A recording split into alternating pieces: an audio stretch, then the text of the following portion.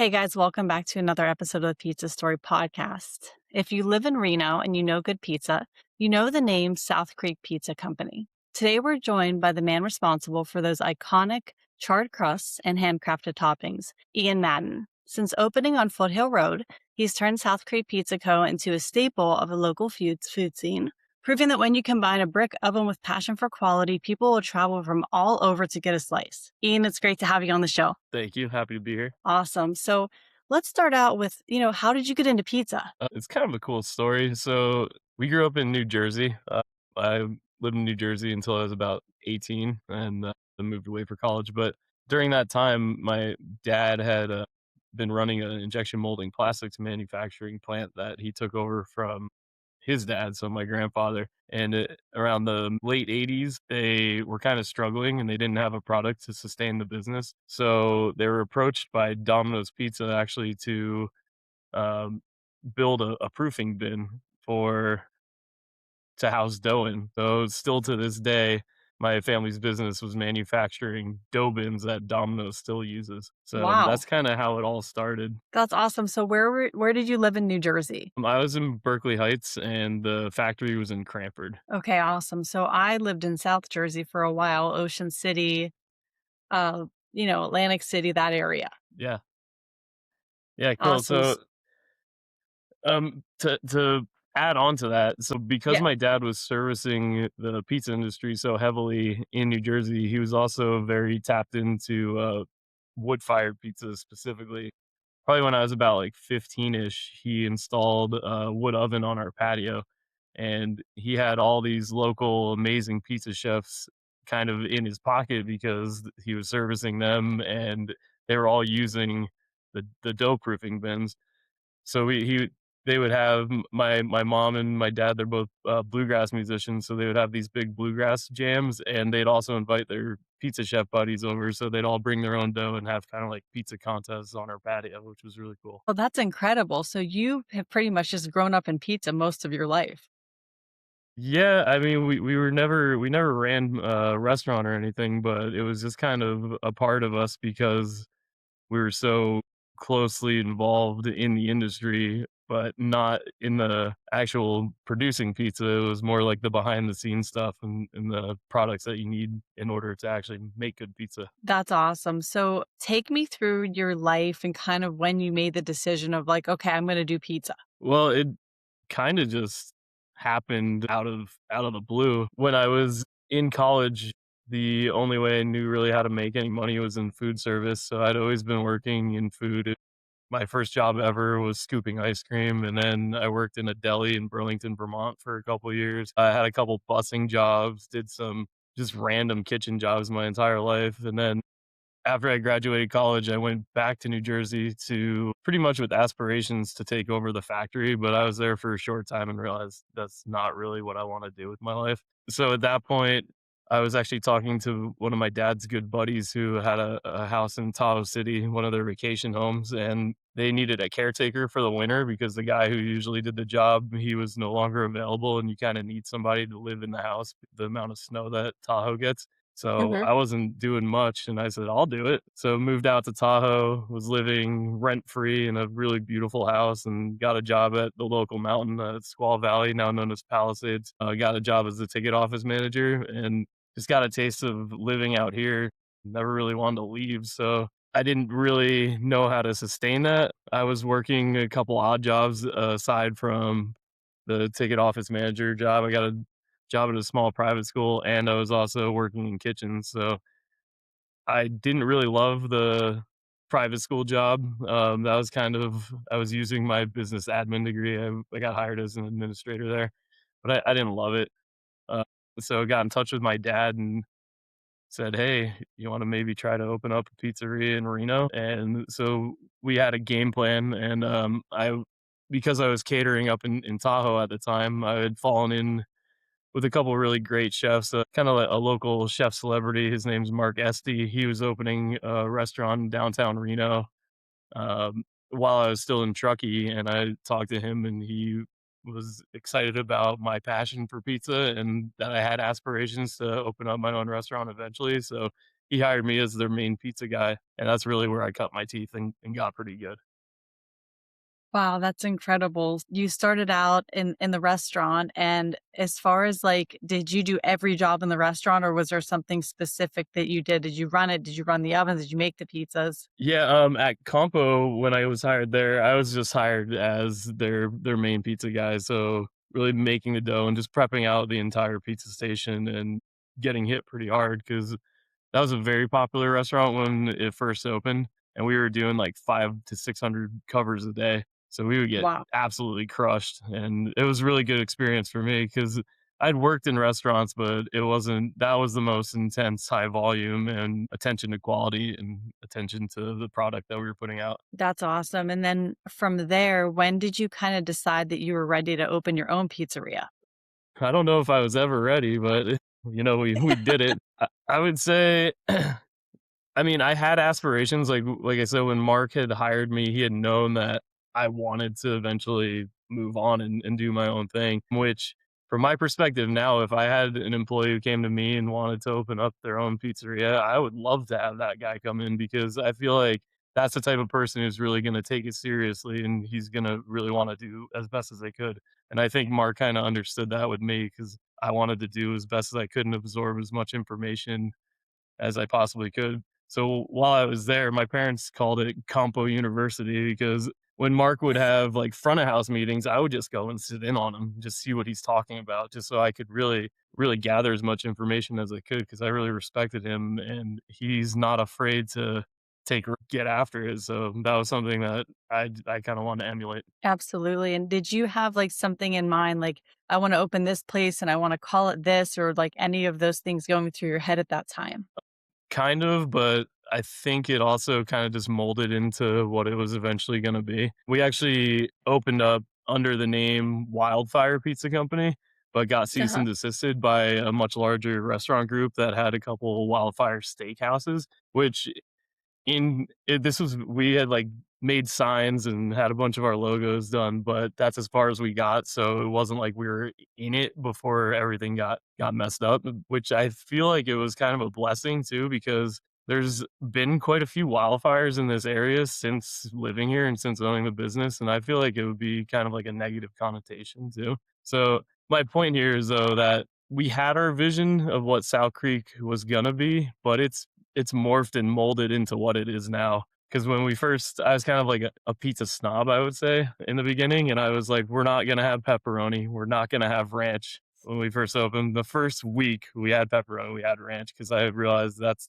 what this, demographic wants, and this is what this region wants, so you have to kind of put a little bit of your ego aside in order to make a business successful. Yeah, that makes sense. So take me through just the early days of kind of opening the pizzeria and how that went. Yeah, I mean, I had all the cooking experience, and my parents were really involved in the aesthetic of the restaurant and a lot of the front of house stuff. We've always, I guess, prided ourselves in being like restaurant people in terms of like knowing what we want, knowing what good service looks like, knowing what good food looks like, knowing what a good experience looks like. But just taking what we wanted when we go out to eat, we really wanted to just give that back to the community of Reno and really strive for great service and great food and served it in a nice, relaxing, but not too stuffy environment. That was really like the mission of South Creek. Very cool, and can you explain a little bit about the dynamic of working in a family business? I mean, it's like you're gonna let your family see your true colors probably more than anybody else. So there's a lot of ups, there's a lot of downs, there's a lot of pressure on me specifically when we opened because it was me prepping everything, me in the kitchen all the time, working probably about 60 to 70 hours a week when we first opened. Oh, And I mean, there's stresses, but it's also such a beautiful thing to after you have a crazy week and look back and reflect on it and you're like, wow, I built this with my family and my mom, my dad, and I couldn't have done it without them. So yeah. it's yeah, Now do it's a you have, beautiful like, thing. specific I'm sorry, go ahead. Just saying it's a beautiful thing. Yeah, it is a beautiful thing. Do you have specific roles where, your mom or your dad has, like, a specific job? Like, I know my dad goes into the pizzeria and he kinda runs the operations, but really he talks to the customers and he's really the face of the pizzeria. That was exactly what my parents were in the beginning. They've definitely taken a large step back, and really the entire point of Sow Creek was it wasn't for them. They had understood that this is what I was gonna do, this was gonna be my future, and they helped me build that. But they took a step back, I'd say about 6 or 7 years ago. So you Mhm. won't really see my folks in the restaurant. But in the beginning of the restaurant, that's what they would do. My mom was hosting a lot of the time, and she'd greet people, and then my dad would walk around with some wine and splash it around and just schmooze everybody, which was great. Yeah, yeah, absolutely, that's what my dad does, but he's also there less. He's older now, so just, less energy to be there all the time. Yeah, yeah, Yeah, exactly. absolutely. Can you take me through, the menu and the whole vibe at South Creek? Yeah, I mean, I was taught by probably some of the best pizza makers in the country, maybe in the world, in my opinion, because of my dad's connection with servicing the pizza industry. He was able to tap me into some great people. The guy who sold us our oven in New Jersey, he Mhm. also sold us our oven in Reno.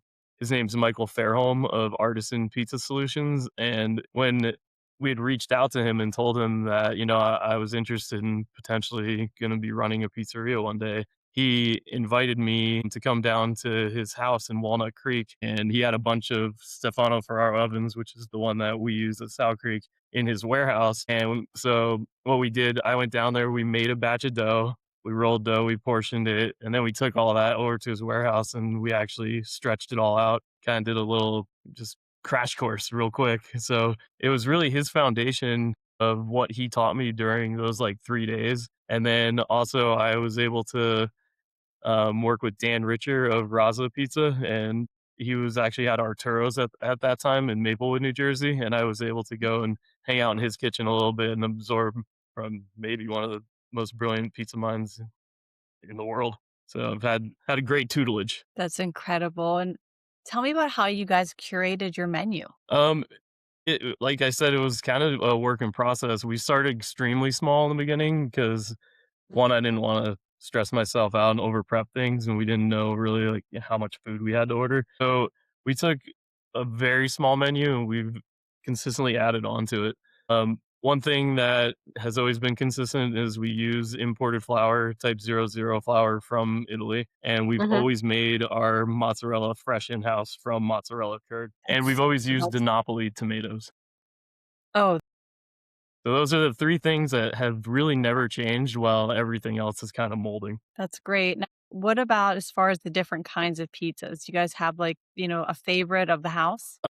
I get that question a lot, and people are always like, "Oh, what's your favorite pizza?" And I would say I always end up eating just a margarita pizza, maybe, like, add 1 item. I Me think our too. margarita is just very across the board, it's just a very solid pizza, and I think ours really stands up to what many people would expect a margarita pizza to be. So, yeah, that's probably my answer to that, but, I mean, it changes all the time, and we're always making random pizzas and trying stuff. Some things work, some things don't, but it's like when people ask that question, I always say, if it looks good to you on paper, it's probably gonna taste really good because like this is all thought out. And what we're really looking for in our pies is to have it all be really well balanced. So it's not gonna be too sweet, it's not gonna be too salty. It's all gonna end up being one really nice balanced bite. That's what we're going for. Absolutely, and do you have a customer favorite? Our best selling pizza would be called the Frankie P. It's kind of I actually took it directly off of Pauly G's menu. It used to be called the Pauly G. It renamed it after one of my best buddies passed away, Frank Palumbo. So now it's the Frankie P. But that one on Pauly G's menu, I think it was called the Pork Pie Hellified. It is olive oil based, garlic, basil, sopressata, sausage, onion, and finished with a hot honey drizzle. And that Mm, one, yeah, that one just crushes. That's definitely our best selling pizza, aside from the margarita. that's awesome. Now, do you have, like, a defining moment in your pizza career, something that you think you'll always remember? I mean, I'd say just opening Sow Creek. That's the big one for me. I've had an opportunity to cater for quite a few just amazing people from all walks of life. So I always like to make these connections with just my customers and that I would never have met if I wasn't doing what I'm doing. So it's just, yeah, making connections with all the customers that have come in is also, that's just something that I really cherish. I think it's a beautiful thing. Yeah, yeah, it absolutely is. And when someone walks into your place, what is kind of the vibe when you walk in? Yeah, I wish I could show you. We're actually filming at my house right now. It's we were going for like a mountain modern kind of feel. Oh, So there's a lot of live beams in the restaurant, live wood beams, and it's very like we're when you look out of our window, you can see Mount Rose, which is the closest mountain to Reno, the closest resort. So it is very much like a mountain feel when you walk in. And then as soon as you do enter the restaurant, it's an open kitchen, so you can see the big red oven right on display, and you can see all the guys working. It's cool. that's so cool. Do you guys have different things other than pizza on the menu? We do. Pizza's really the main thing. Like we don't do pastas, or Yeah. some other items that other pizzerias would do, but we have garlic shrimp, ribs, cecchi, which is a recipe I actually took from Dan Richer. Cecchi is garbanzo beans. Our ribs are fantastic. I'd say that might be my favorite thing on our menu. We do it's about a 6 hour dry rub slow roast, and then let them cool down, cut them up, toss them in a hoisin sriracha sauce, let those sit, and then when they get ordered, the hoisin sriracha ribs go into the oven, the wood oven on a frying pan until they get a nice glaze on them. They're fantastic. That sounds amazing. They're so good. Yeah, that sounds really good. And do you guys have desserts on your menu? It's a very limited dessert menu. So we just do dessert pizzas. One of them has sliced pear, Nutella, and what we do is we take our pizza dough and throw it in the oven with nothing on it. So when you do that, it actually turns into like a pita bread type thing, and you can Yeah. pull it out, cut it in half, stuff it. That's what we stuff it with. Oh, that sounds amazing. I will tell you, I love a pizzeria that has a small curated menu of things that they just make really good that you can have over and over again. And that was really what we were going for when we opened it. Not to spread out the menu to make it too crazy. We really just wanted to focus, we're a pizzeria, we're gonna make great pizza, and I think we've really achieved that. That's awesome. And how many years have you guys been in business? We are in our 13th year. We opened in 2013. That's incredible. So let's talk about, COVID and some of the hard times that people don't get to hear about. Yeah, I mean, COVID was COVID. It was rough. It was weird. Probably the Yeah. hardest day I've ever had was the day that we decided that we had to lay everybody off. And I mean, even now talking about it, I'm getting a little emotional because that was tough. I mean, Yeah. I called every single person up and like let them know the plan. Said, we're not gonna run. It was me, my wife, Kelly, and one other employee, and that was everybody who was running it, and that lasted for about a month of that, and we were just kinda in limbo, we didn't know what to do. Yeah. Thankfully, we have very good accountants. Our accountants kind of were able to understand what programs are out there, so the PPP money really saved the business. Without that, I don't think we would have been able to survive because the biggest issue that I saw was that a lot of my employees were lucky enough to be able to get on unemployment at that time, but Yeah. getting them to come to work was really tough because they were getting more money on unemployment. And so what we were able to do is just bonus out everybody. So all the PPP money went 100% back to the employees, and they were making way more than I was ever able to pay them before that. So once we were actually getting back rolling, everybody was making a lot of money, which was kind of like it was a weird thing because we had all this extra cash to just disperse to all my employees, and I think I attribute that to saving the business for real. That is a very great way to keep that business going in a time when it was really hard to keep many businesses going. Yeah, it was. I mean, I saw other people, other restaurant owners who might not have had the best accountants or the best advice given to them, and they didn't make it because they weren't able to tap into those loans. And if you didn't do that, I don't think there was a way to survive. Yeah, I mean, I can tell you at the time we were running our marketing agencies and we had a 50% drop of just people in certain industries couldn't continue. Yeah. Whereas people in other industries almost had an increase, like sometimes like within healthcare, within we had an RV company that would rent to hospitals. So it was a weird, weird time. And I know it was definitely probably one of the weirdest times for the pizza industry. Yeah, it was. I mean, for me specifically too, I know that we're not really set up for, like, delivery and, um, much more outside of what we do in-house, Yeah. but because of COVID, we were probably doing about 15 to 20% of to-go orders, before COVID. Now we're at, like, 30 to 35. I think it kind of helped sculpt what the business is now because we do have a lot more to-go traffic, which is interesting, and I don't think we were ever viewed as a place to like, "Oh, yeah, you can just call it in and get it to go," because that's what we pivoted to during COVID the entire time when we weren't allowed to have people in the restaurant, which was just Yeah. a So weird when time. you well, yeah, definitely. So when you guys opened back up, you initially did just like to go business. Yeah, like, we, like, opened back up in, like, weird phases because when I had to lay everybody off, what I was doing was just making, like, pizza kits, so I would make my own dough and portion it all out, wrap it all up. We portion out mozzarella, tomato sauce, like, so you can do, like, pizza kits at home, and we did that for, like, 3 or 4 weeks, and then the government said we were allowed to start doing, actual, like, production, so then I was able to hire back a couple more people, and then slowly they're like, "Now you can go open to if you're a 75-seat restaurant, you can open to 30 seats," so then we did that, so it happened in phases. Yeah, that makes sense. So we've talked about the past. Let's go into the future. What is the future for South Creek? I think about that all the time. I feel like I'm in a really good place personally right now, which I'm not working as much as I used to, which is really beautiful. I have a lot more time. I have a 4.5-year-old and my wife's.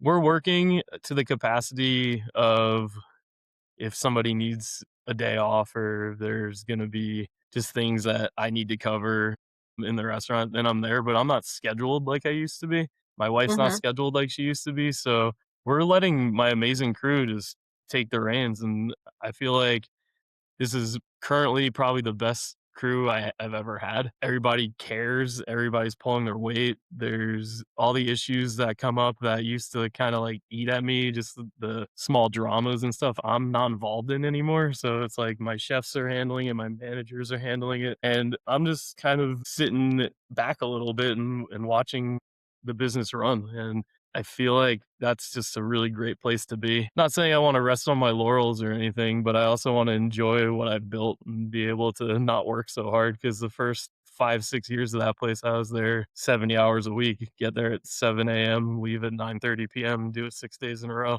and I was Yeah, burning out. So, I feel like I finally hit a little bit of a sweet spot. that's awesome. I mean, many people don't realize how hard it is to work in a pizza business. You're on your feet, it's busy, and you can do that for many, many years. So that's awesome that you've built it up to a point where now you don't have to do it as much. Yeah, exactly. I mean, and I always understand the ebbs and flows of having great employees or having weak employees, and when you have the great employees, that's the time you can kind of rest a little bit. But you got to always be willing to get back in there if things come up or problems arise, and I'm never shy of that.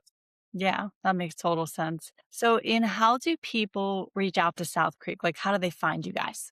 I'd say Google is probably the best way. Also, our Instagram, my wife is constantly posting on Instagram. It's also tied into Facebook. So any post that she puts on Instagram, you can find on Facebook as well. And I think that is the best way to kind of see most recent specials, is kind of happenings, what's going on. Yeah. Okay, great. So, guys, go follow them on Instagram. It's at South Creek Pizza Co.